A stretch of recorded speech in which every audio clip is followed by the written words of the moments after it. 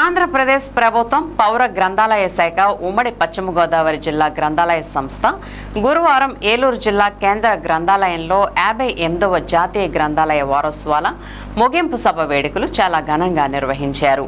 ఈ సందర్భంగా ఈ కార్యక్రమానికి జిల్లా గ్రంథాలయ సంస్థ కార్యదర్శి ఎం శేఖర్ బాబు సభాధ్యక్షులుగా పాల్గొన్నారు. ముఖ్య అతిథులుగా రెవెన్యూ డివిజనల్ అధికారి మరియు సబ్ డివిజనల్ మెజిస్ట్రేట్ ఏలూరు మరియు అడిషనల్ సూపరింటెండెంట్ ఆఫ్ పోలీస్ ఎన్ సూర్యచంద్రరావు పాల్గొన్నారు. అతిథులుగా ఆర్వీఎస్ఎన్ మూర్తి, ఎస్బిడిపిటి కళాశాల ప్రిన్సిపల్, మాజీ ఎమ్మెల్సీ రాము సూర్యారావు, కమ్మ శివరామకృష్ణ సమాచార హక్కు చట్టం జాతీయ అధ్యక్షులు ఆర్ విజయ్ కుమార్, విజన్ విద్యాశాఖ అసిస్టెంట్ ప్రాజెక్ట్ అధికారి, చలసాని వెంకట సురేంద్ర జర్నలిస్ట్ మరియు సోషల్ వర్కర్, మేతర అజయ్ బాబు, ప్రముఖ బ్రహ్మకుమారి ఈశ్వరీయ విద్యాలయం ఏలూరు శాఖ, మానవతా స్వచ్ఛంద సాంఘిక సేవా సంస్థ, రసన సాహితీ సాంస్కృతిక సంస్థ, స్వచ్ఛంద సేవా సంస్థల ప్రతినిధులు ముగింపు వేడుకల్లో పాల్గొని విద్యార్థులను ఉద్దేశించి మాట్లాడారు. అనంతరం ఎన్ సూర్యచంద్రరావు చిన్నారులను ఉద్దేశించి మాట్లాడుతూ పిల్లల మనస్తత్వం మరియు చిన్నప్పటి నుంచి ఎలా సమాజంలో నడుచుకోవాలో వారికి వివరించడం జరిగింది. అలాగే గ్రంథాలయ ప్రాముఖ్యతను వివరించారు. అనంతరం జిల్లా గ్రంథాలయ సంస్థ కార్యదర్శి చిన్నారులను ఉద్దేశించి మాట్లాడుతూ గ్రంథాలయాన్ని తరచూ సందర్శిస్తూ తమను తాము మెరుగుపరుచుకోవాలని, మంచి లక్ష్యాలతో ఉన్నత స్థానానికి చేరుకోవాలని తెలియజేశారు. అలాగే ముఖ్య అతిథులుగా విచ్చేసిన ఎన్ సూర్యచంద్రరావు, ఎం అచ్యుత అంబరీష్కి జిల్లా గ్రంథాలయ సంస్థ కార్యదర్శి ఘనంగా మెమెంటో సాల్వలతో సత్కరించడం జరిగింది. అలాగే వివిధ పాఠశాలల విద్యార్థులకు నిర్వహించిన పోటీల్లో గెలుపొందిన విద్యార్థులకు శుభాభినందనలు తెలియజేశారు. ఈ సందర్భంగా ఈ గ్రంథాలయ వారోత్సవాల్లో గ్రంథాలయాన్ని తరచూ సందర్శించే బెస్ట్ చదువులు వి అప్పారావును ఎంపిక చేసి కార్యదర్శి ఎం శేఖర్ బాబు చేతుల మీదుగా సత్కరించారు. ఈ సందర్భంగా కార్యదర్శి మాట్లాడుతూ గ్రంథాలయానికి తరచుగా వచ్చి చదివే వారిని సత్కరించుకుని గ్రంథాలయాల పట్ల పాఠకులను ఆకర్షితులను చేయడం ముఖ్యమైన విధి పేర్కొన్నారు.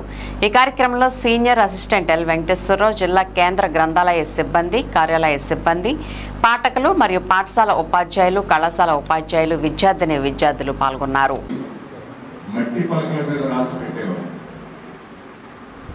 అందరికీ అందుబాటులో ఉండాలి జ్ఞానం అనేది వాళ్ళ యొక్క ఉద్దేశం.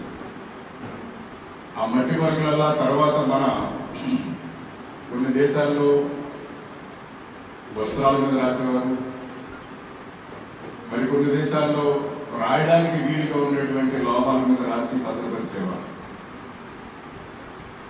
సుమారు 5500 శతాబ్దం నాటికే మన క్రీస్తు పూర్వ 5వ శతాబ్దం కూడా నేను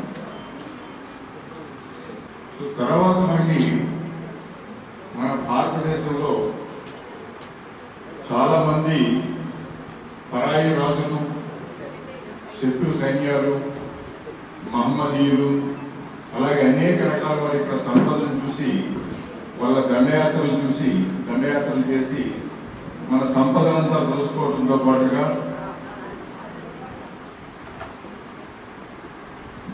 మనకి సంబంధించినటువంటి జ్ఞానాన్ని కూడా వాళ్ళు తగలబెట్టేశారు.